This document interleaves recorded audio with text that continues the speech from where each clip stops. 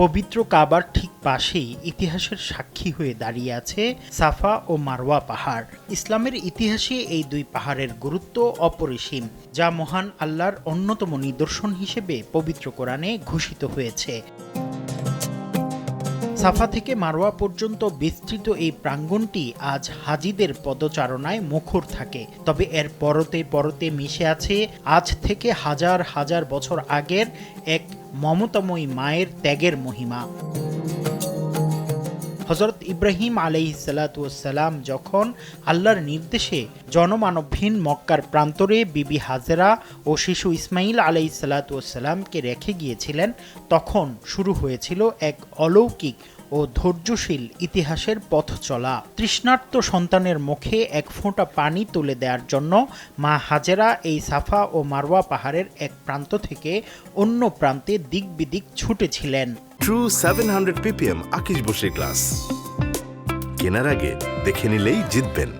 তপ্ত মরুভূমির বালু আর পাথুরে পাহাড়ের উপর মা হাজেরার সেই 7 বার দৌড়ানোর দৃশ্য মহান আল্লাহর দরবারে এতটাই কবুল হয়েছিল যে কিয়ামত পর্যন্ত আগত সকল সুস্থ ও সামর্থ্যবান মুসলিমের জন্য হজ ও উমরা পালনের সময় এখানে সাই বা দৌড়ানো ওয়াজিব করা হয়েছে।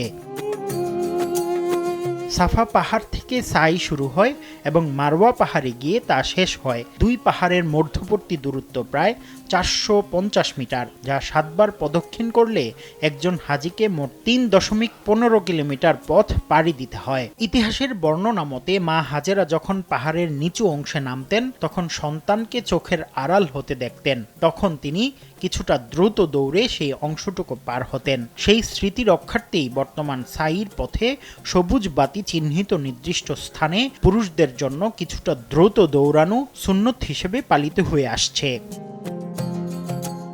বর্তমান আধুনিক যুগে সৌদি সরকারের তত্ত্বাবধানে সাফা ও মারওয়া প্রাঙ্গণটি সম্পূর্ণ শীতাতপ নিয়ন্ত্রিত এবং মার্বেল পাথরে সুসজ্জিত করা হয়েছে। হাজিদের সুবিধার্থে এখানে একাধিক তলা এবং স্বয়ংক্রিয় হুইল চেয়ারের ব্যবস্থা থাকলেও মূল পাহাড়ের অবশিষ্টাংশ এখনো সংরক্ষিত আছে, যা দর্শকদের আদি ইতিহাসের কথা মনে করিয়ে দেয়। সাফা মারওয়ার এই সাই শারীরিক পরিশ্রমের সাথে সাথে মহান আল্লাহর উপর অবিচল আস্থা বা তাওয়াক্কুলের এক অনন্য শিক্ষা।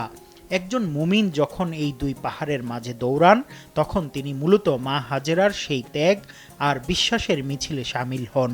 আজ কয়েক হাজার বছর পার হলেও সাফা ও মারওয়া ঘোষণা করছে, আল্লাহর পথে ত্যাগ স্বীকার করলে তিনি কখনোই তার বান্দাকে নিরাশ করেন না।